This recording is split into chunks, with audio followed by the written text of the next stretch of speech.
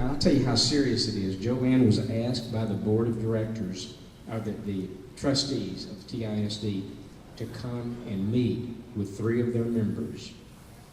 And then she met with them, and because they want a bond election, they want another bond election. And so she met with them and laid out some things that I'm going to lay out to you today. But said, you know, don't even think about bond elections until we address these items. These things have to be addressed. And so the 3 members of the board, Ms. Mason, is it Aurelia Mason? Orenthia Mason, and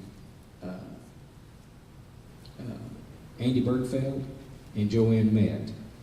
And they asked her to come back Monday night to speak to the whole group and to the board, the rest of the board, because that's how serious now they're taking it.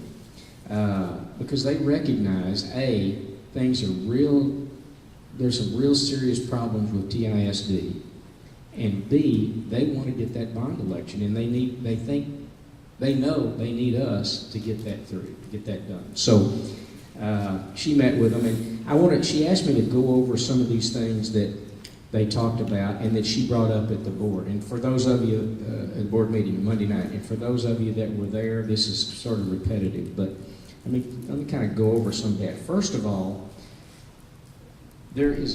before we get to the 5 points, there's a serious problem with conduct in schools.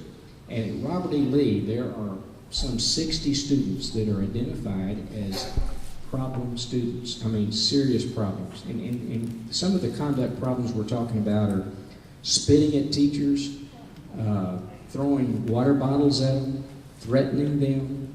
Some of these female teachers are sending them out to go to the bathroom, because if she sends them to the principal's office, they won't go. So I mean, they just wander around. I mean, and I think a lot of it's gang related. There's some influence there, but the point is, there's a serious conduct problem, and the board, and what she told the board is that they must address the hardcore discipline problems to support the teachers and to protect the students who are there to learn. Frankly, I don't know how some of these teachers stay teaching or stay in those schools. And we're talking Robert E. Lee and John Tyler. I don't know how they stay. I don't know how they decide to continue. And a lot of them haven't. But we're urging the board to institute a program to remove the worst students from the campuses and put them in a rigorous, structured environment with specific criteria that the students must meet in order to earn their way back to campus. If we don't get these juveniles out of these schools, then it affects not only the teachers, but the students that are there to learn. And it's not fair to graduate students from high school who have to go through this. And I'll talk about preparation for college in a minute, but I mean, something's got to be done there. So, and the board recognized this. They said they recognize something has to be done. I'll give you an idea.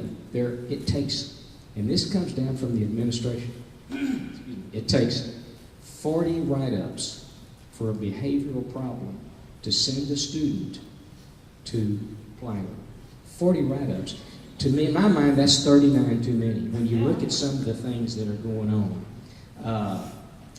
Anyway, there's got to be some changes there, and we are requiring that to move forward. All right, let me go over the 5 points that Joanne brought up. First of all, regarding a bond election, cost estimates must be proved up related to construction costs. Bob Brewer's been heavily involved in this research for probably a couple years or more, and that is the cost to construct these buildings when compared to other school districts. And we're going to be bringing some studies to them and asking them to tell us why these costs have to be as much as $100 or more above other districts that are building fine schools. Clarify district's timeline for redrawing the boundaries. it's not fair for parents to send their children to school when they don't know what school, pass a bond election when they don't know where their kids are going to be going to school. And even Dr. Reed said, here's his quote, it's going to be a painful process for us to go through, but we can't move forward as a district if we don't address that issue, the redrawing of the boundaries. And if you're going to change the way schools academics are delivered, that's the next item, then you've got to know where the boundaries are. You can't change the way academics are delivered without the boundary situation being fixed. Third, prove up and justify proposed new academic delivery system.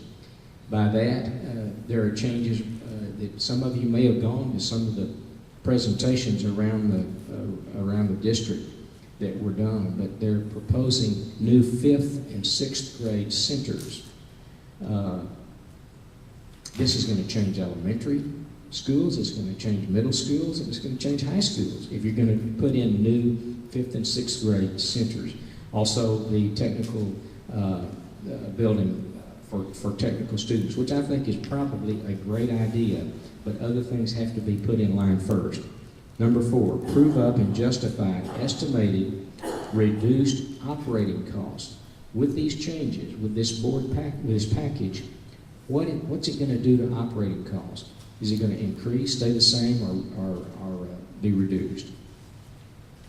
And then 5th, I don't know, Joanne's talked about this before, but this is the TISD covenant with the community.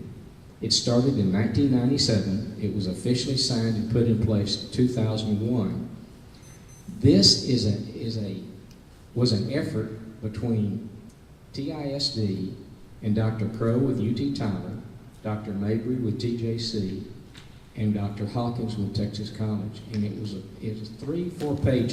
If you've read it, haven't read it, you should. But this talks about what the covenant is, a promise to reduce remedial education requirements for students graduating from high school. Back then, some 70% of students from John Tyler were not prepared for freshman classes at these colleges.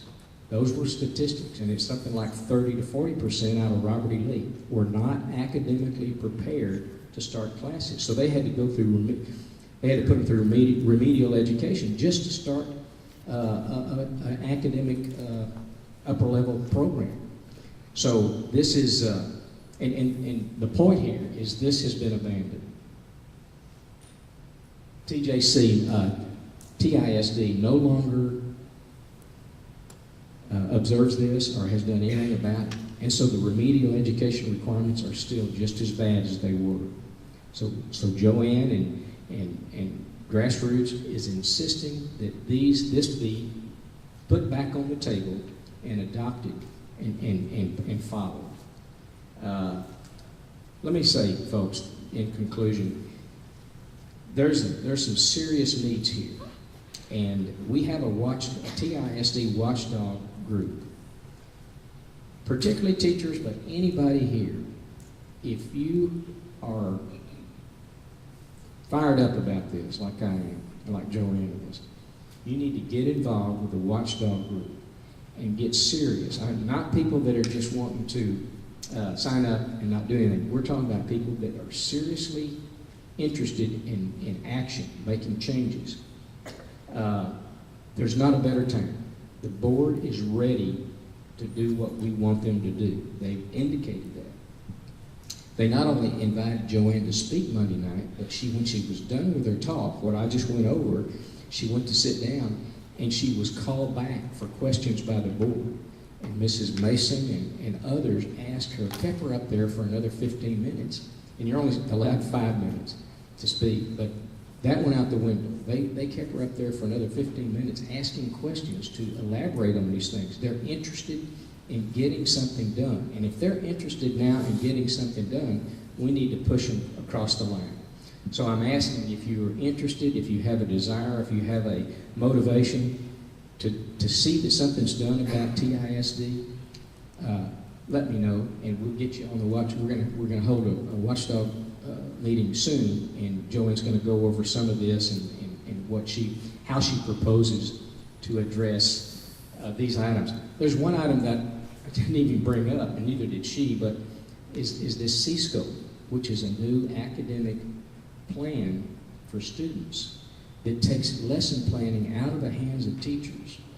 And for first year teachers that don't know anything about anything related to teaching, that's probably good. That some sort of a structured plan is good. But if you see what, and we've talked to teachers who have encountered this program, they're under this program, and it is worse than horrible.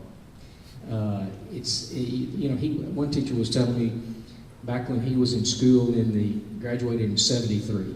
Okay, when he was in high school, there were 30-page reports required of seniors. 30-page, not reports, excuse me, research papers required. Now, they're fortunate, they're lucky to have to do 4 or 5 paragraphs. It's not called a research paper, it's called a report. So this is the kind of thing that's happening in our district, and it's why these kids aren't qualified to go to college. Even the ones that want to go to college, they're not all need to go, but those that want to go aren't qualified anymore, coming out of our school. So anyway, see me if you're interested in getting started. I want to we want to try to make a difference here, and I think the timing is right to do that. Thank you.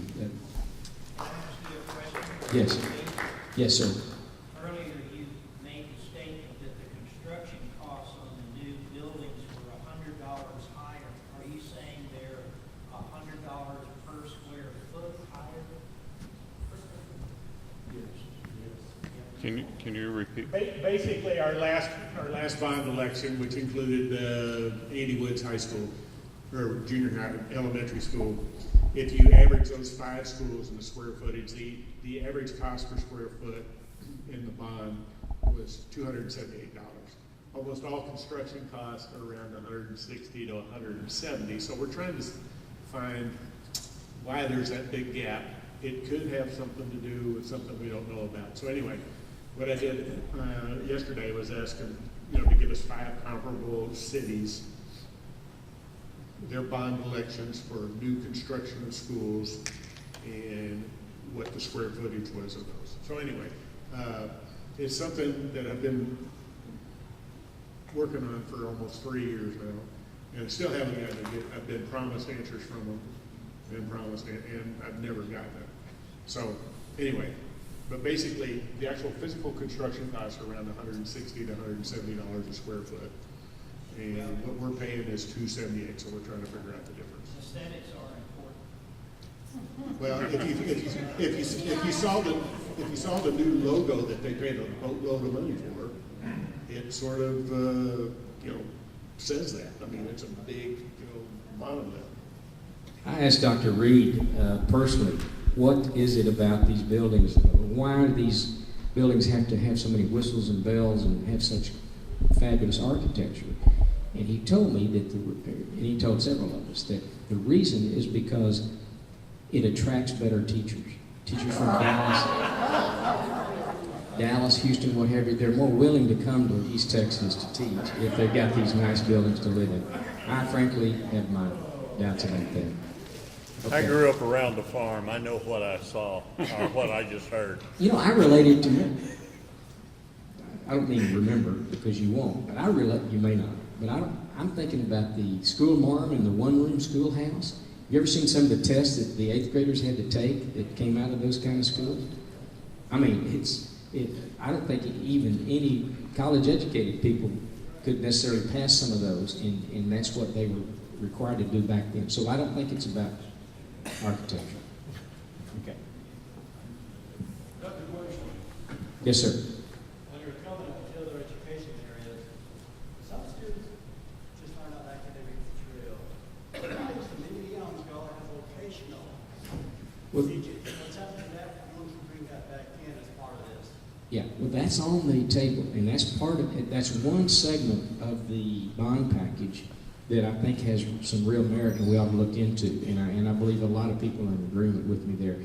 Is for kids that aren't ready to go to college, there's a proposed separate facility for just vocational training, including nursing and IT and but for and mechanics and shop and auto mechanic, all those kind of things. That has merit for, and it's separate, and it would combine all the high schools together to meet for that, and agreed. That's something that needs to be done, and that would take, and for some of these incorrigible kids we were talking about, getting them that are having problems with discipline, getting them potentially into a trade that they could excel in might help that situation. One of the other things proposed for these kids is, and Joanne pretty well nailed Miss Mason and said, you are in a perfect position to help bring in, once they're moved to a facility where they can be controlled, to bring in some mentors, pastors, teachers, former students, other ways to bring some help to these kids and potentially change their lifestyle. And this was well received as well. She is willing to do that, so that was something positive.